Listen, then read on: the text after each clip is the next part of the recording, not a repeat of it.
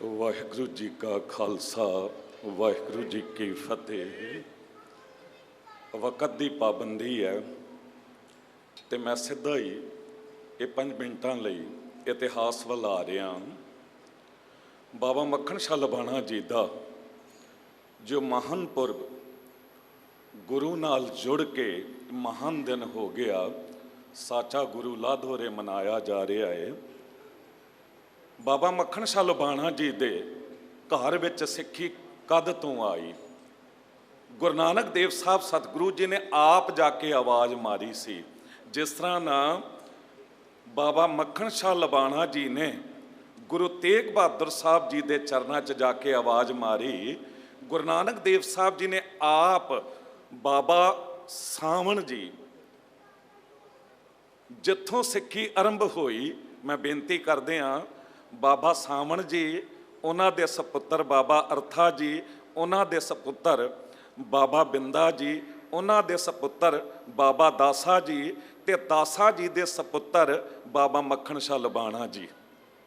बाबा सावण जी दे पिंड आप गुरु नानक देव साहब जी पुजे मरदाना जी नाल सन। सेवा ते हर कोई मंगता, मुकत भुगत जुगत तेरी सेवा, नाल ये भी ते क्या जिस तू आप कराए, जिस तू गुरु सेवा लेना चाहे। गुरु नानक देव साहब जी नूं पता सी कि सावण जी उत्थे रहिंदे ने ते उन्हां दे घर विच अमीरी है ते शरधा भी बहुत है। जब सतगुरु जी उत्थे पुजे ते वेख्या एक घर दे उपर 4 झंडे गड्डे हुए ने। 4 झंडे, एक अखाण तुसीं सुणदे हुंदे हो ना कि जे किते कोई किसी नूं कहंदा ना तेरे घर च की है, ते अगला कहंदा हुंदा है कि तेरे किहड़े झंडे गड्डे हुए ने, तेरे किहड़े झंडे गड्डे हुए ने। ये अखाण कित्थों चली? ये उदों की गल है कि जिहदे घर विच 1 लाख सोने दी मोहरां हुंदियां सन, उहनूं लखपति कहा जांदा सी, ते एक झंडा उहदे घर दे उपर गड़ दिता जांदा सी। ते तुसी अमीरी दा हिसाब लाओ बाबा सावण जी दी, बाबा मक्खण शाह लबाणा जी दे खानदान दी अमीरी, कि उदों 4 झंडे गड्डे हुए सन, भाव की 4 लाख सोने दी मोहरां दे मालक सन बाबा सावण जी। ते गुरु नानक देव साहब जी ने मरदाना जी नूं कहा कि 4 झंडे किहदे घर गड्डे हुए ने। बाबा मरदाना जी गए, पता करके आए भी बाबा सावण जी दे घर। गुरु नानक देव साहब जी ने क्या बुला के ले आओ।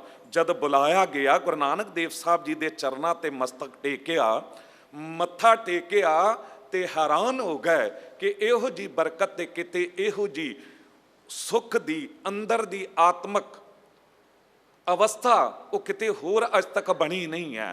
ते 3 दिन गुरु नानक देव साहब जी इत्थे टिके, सत्संग हुंदा रहा। 3 दिन बचन सुनते रहे बाबा अरथा जी। जद गुरु नानक देव बाबा सावण जी ते जद गुरु नानक देव साहब जी तुरन लगे ना, ते बाबा सावण जी ने कहा कि गुरु नानक देव साहब जी या ते तुसी इत्थे ही मेरे कोल टिक जाओ या मैनू भी अपने नाल लै चलो, हुण मैं तुहाडे तो बिना रह नहीं सकदा। गुरु नानक देव साहब जी ने कहा कि भलिया जे शरीर नाल जुड़ेगा ना ते फिर विछोड़ा पै जावेगा, तू शब्द नाल जुड़ ते शब्द नाल जुड़ेगा ते हमेशा तेरे घर विच सिक्खी रहेगी ते तू गुरु नाल जुड़िया रहेगा। गुरु नानक देव साहब जी असीस दे के आए ते उस तो बाद ये लगातार उस घर दे विच सिक्खी रही। गुरु अर्जन देव साहब पातशाह जी दे वेले बाबा सावण जी तो बाद अरथा जी, अरथा जी तो बाद बिंदा जी, ते बिंदा जी दे पुत्र दासा जी जो बाबा मक्खण शाह लबाणा दे पिता, ये नाल लैके बाबा मक्खण शाह लबाणा जी नूं गुरु अर्जन देव साहब जी कोल भी आए ने। उस तो बाद गुरु हरराज साहब जी कोल भी आउंदे रहे ने। ते गुरु हरराज साहब जी जद प्रचार दौरे ते, हाँ एक गल होर चेते रखियो कि गुरु हरगोबिंद साहब सतगुरु जी ने जद कहा सी ना कि गुरु दरबार दी सब तो चंगी भेटा चंगे तो चंगे शस्त्र होणगे, ते जद शस्त्र बनवाने शुरू कीते ते जिथों मुगल हुकूमत के शस्त्र बनते सी उत्थों ही जद बनवाए ते मुगल हुकूमत ने चलाकी करके उस बनाउण वाले मुसलमान नूं कह दिता सी कि गुरु हरगोबिंद साहब जी दे सिखां दे शस्त्र कमज़ोर बनाउणे ने, कच्चे लोहे दे बनाउणे ने।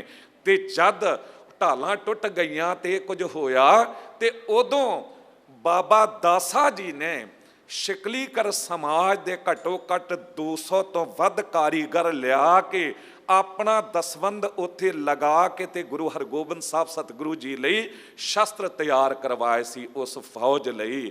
ਗੁਰੂ ਹਰਾਜ ਸਾਹਿਬ ਜੀ ਦੇ ਵੇਲੇ ਵੀ ਆਉਂਦੇ ਰਹੇ ਤੇ ਜਦ ਗੁਰੂ ਹਰਾਜ ਸਾਹਿਬ ਜੀ ਪ੍ਰਚਾਰ ਦੌਰੇ ਤੇ ਨਿਕਲੇ ਨੇ ਤੇ ਉਦੋਂ ਬਾਬਾ ਮੱਖਣ ਸ਼ਾਹ ਲਬਾਣਾ ਜੀ ਨੇ ਆ ਕੇ ਦੱਸਿਆ ਕਿ ਬਾਬਾ ਦਾਸਾ ਜੀ ਪ੍ਰਲੋਕ ਪਿਆਨਾ ਕਰ ਗਏ ਨੇ ਮੇਰੇ ਪਿਤਾ ਜੀ। ਗੁਰੂ ਹਰਾਜ ਸਾਹਿਬ ਜੀ ਉਸ ਇਲਾਕੇ ਦਾ ਪ੍ਰਚਾਰ ਦੌਰਾ ਛੱਡ ਕੇ ਤੇ ਬਾਬਾ ਮੱਖਣ ਸ਼ਾਹ ਲਬਾਣਾ ਜੀ ਦੇ ਘਰ ਪੁੱਜੇ। ਭਾਈ ਦਾਸਾ ਜੀ ਦੇ ਉਸ ਸਮਾਗਮ ਨੂੰ ਆਪ ਜਾ ਕੇ ਆਤਮ ਕਲਿਆਣਤਾ ਦਾ ਸਮਾਗਮ ਕੀਤਾ, ਸ਼ਾਮਲ ਹੋਏ। ਤੁਸੀਂ ਸੋਚੋ ਕਿੰਨਾ ਸਤਿਕਾਰ ਸੀ ਇਸ ਪਰਿਵਾਰ ਦਾ। ਇਹ ਅਮੀਰੀ ਦਾ ਖਜ਼ਾਨਾ ਜਿਹੜਾ ਏ ਇਹਨਾਂ ਦੇ ਘਰ ਵਿੱਚ ਆਉਂਦਾ ਰਿਹਾ ਤੇ ਦਸਵੰਧ ਇਹ ਵੰਡਦੇ ਰਹੇ। ਉਹ ਵੇਲਾ ਵੀ ਆਇਆ, ਤੁਹਾਨੂੰ ਪਤਾ 200 ਤੋਂ ਵੱਧ ਉਦੋਂ ਸਮੁੰਦਰੀ ਜਹਾਜ਼ ਪਾਣੀ ਦੇ ਇਹ ਬਾਬਾ ਮੱਖਣ ਸ਼ਾਹ ਲਬਾਣਾ ਦੇ ਹੁੰਦੇ ਸਨ। ਕੀਨੀਆ ਅਫਰੀਕਾ ਤੱਕ ਉਹਨਾਂ ਦਾ ਵਪਾਰ ਹੁੰਦਾ ਸੀ। ਭਾਈ ਲੱਖੀ ਸ਼ਾਹ ਵਣਜਾਰਾ ਨਾਲ ਉਹ ਸੰਬੰਧ ਸੀ। ਮੈਂ ਗੱਲ ਮੁਕਾਵਾਂ ਕਿ ਜਦ ਬੇੜਾ ਤਰਿਆ ਤੇ ਤਾਰਿਆ ਗੁਰੂ ਤੇਗ ਬਹਾਦਰ ਸਾਹਿਬ ਜੀ ਨੇ, ਉਦੋਂ ਤੱਕ ਪਤਾ ਨਹੀਂ ਸੀ ਬਾਬਾ ਮੱਖਣ ਸ਼ਾਹ ਲਬਾਣਾ ਜੀ ਨੂੰ ਕਿ ਗੁਰੂ ਤੇਗ ਬਹਾਦਰ ਸਾਹਿਬ ਜੀ ਨੂੰ ਗੁਰਗੱਦੀ ਮਿਲ ਚੁੱਕੀ ਹੈ। ਉਹ ਤੇ ਗੁਰੂ ਨਾਨਕ ਦੀ ਗੱਦੀ ਨੂੰ ਮੰਨਦੇ ਸਨ ਤੇ ਦਿੱਲੀ ਪਤਾ ਲੱਗਾ ਗੁਰੂ ਨੇ, ਕਿਉਂ ਗੁਰੂ ਹਰਕ੍ਰਿਸ਼ਨ ਸਾਹਿਬ ਜੀ ਇੱਥੇ ਆਏ ਸੀ ਤੇ ਬਾਬਾ ਮੱਖਣ ਸ਼ਾਹ ਲਬਾਣਾ ਸ਼ੁਕਰਾਨਾ ਕਰਨ ਲਈ, ਭੇਟਾ ਕਰਨ ਲਈ ਦਿੱਲੀ ਪੁੱਜੇ।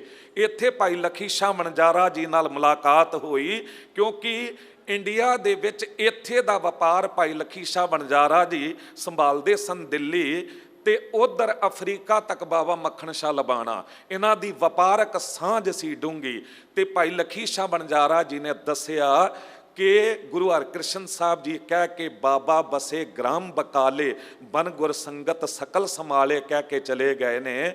ਉਹ ਫਿਰ ਇਤਿਹਾਸ ਤੁਸੀਂ ਕਈ ਵਾਰੀ ਹੁਣ ਸੁਣ ਚੁੱਕੇ ਹੋ ਕਿ ਕਿਸ ਤਰ੍ਹਾਂ ਗੁਰੂ ਤੇਗ ਬਹਾਦਰ ਸਾਹਿਬ ਜੀ ਨੂੰ ਜਾ ਕੇ ਪ੍ਰਗਟ ਕੀਤਾ। ਜੋ ਕਿਹਾ ਵਿਦਵਾਨਾਂ ਨੇ, ਇੱਕ ਸ਼ਾਹ ਨੇ ਸ਼ਾਹਾਂ ਦੇ ਸ਼ਾਹ ਨੂੰ ਜਗ ਅੰਦਰ ਇੰਜ ਪ੍ਰਗਟਾਇਆ, ਸਾਚਾ ਗੁਰੂ ਲਾਧੋ ਰੇ ਗੁਰੂ ਲਾਧੋ ਰੇ ਕੋਠੇ ਚੜ ਉਸ ਕੂਕ ਸੁਣਾਇਆ। ਇੱਕ ਸ਼ਾਹ ਨੇ ਸ਼ਾਹਾਂ ਦੇ ਸ਼ਾਹ ਨੂੰ ਜਗ ਅੰਦਰ ਇੰਜ ਲੁਕਾਇਆ, ਆਪਣੇ ਘਰ ਨੂੰ ਆਪਣੇ ਹੱਥਾਂ ਨਾਲ ਲਾਂਬੂ ਲਾਇਆ। ਉਸ ਵੀ ਆਪਣਾ ਫਰਜ਼ ਨਿਭਾਇਆ, ਉਸ ਵੀ ਆਪਣਾ ਫਰਜ਼ ਨਿਭਾਇਆ। ਉਹ ਮਹਾਨ ਸਿੱਖ ਬਾਬਾ ਮੱਖਣ ਸ਼ਾਹ ਲਬਾਣਾ ਜੀ ਤੇ ਇਹ ਜਿੰਨੇ ਵੀਰ ਆਏ ਹੋਏ ਨੇ, ਕਿਉਂਕਿ ਬਾਰ-ਬਾਰ ਨਾਮ ਲਿਆਂਗਾ ਤੇ ਉਹ ਚੰਗੀ ਗੱਲ ਨਹੀਂ ਹੈ, ਸਮਾਂ ਥੋੜਾ ਹੈ, ਪਰ ਮੈਂ ਸਭ ਨੂੰ ਜੀ ਆਇਆਂ ਕਹਿੰਦਾ।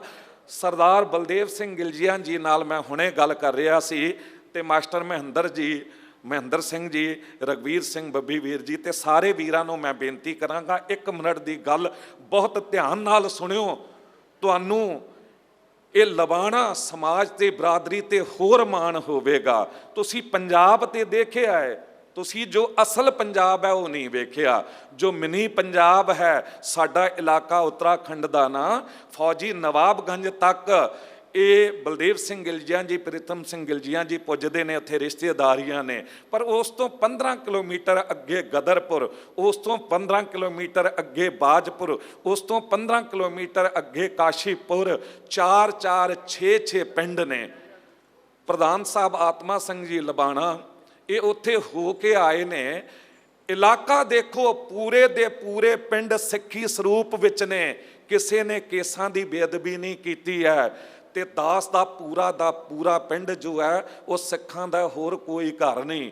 ਤੇ ਹਜ਼ਾਰਾਂ ਦੀ ਤਾਦਾਦ ਵਿੱਚ ਉੱਥੇ ਸਾਡੇ ਲਬਾਣਾ ਵਸਦੇ ਨੇ।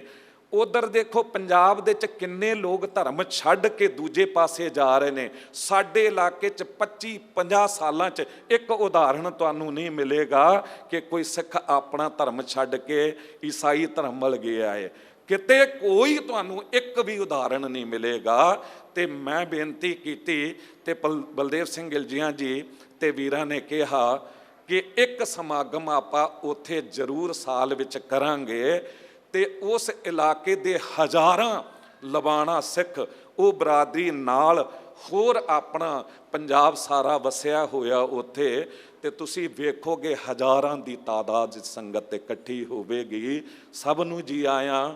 ਮੈਂ ਸਭ ਨੂੰ ਬੇਨਤੀ ਕਰਾਂਗਾ कि जब समा बने वक्त बने तो जरूर तुसी गुरुद्वारा सीसगंज साहब भी पुजो, इतनी सेवा प्रवान करनी, बेअंत होइयां भुल्लां बख्श लैना। तो इस गल नूं चेते रखियो कि ये शाह परिवार ने, ये शाहूकार परिवार है, ते लबाणियां उत्ते वो बख्शिश हुई है। जिन्ने वीर ये पिछे बैठे ने ना, ये कई कई मिलियन डॉलर के मालक ने।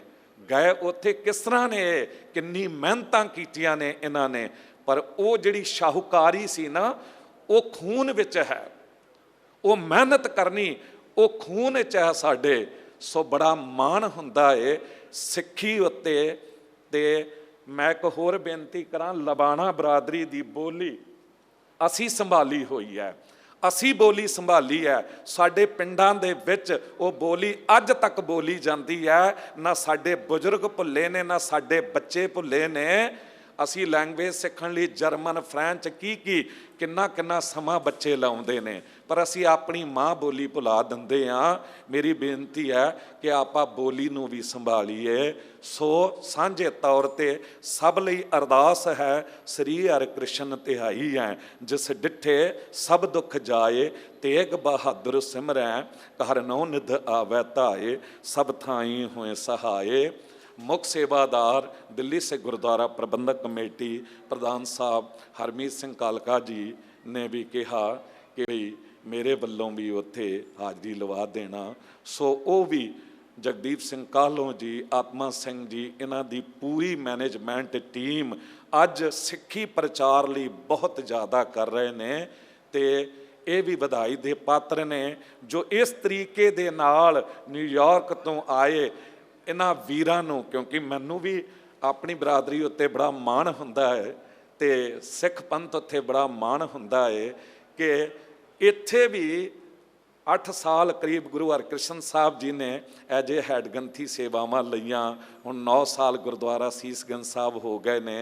सो ये भी गुरु तेग बहादुर साहब गुरु हरकृष्ण साहब जी की महान कृपा है।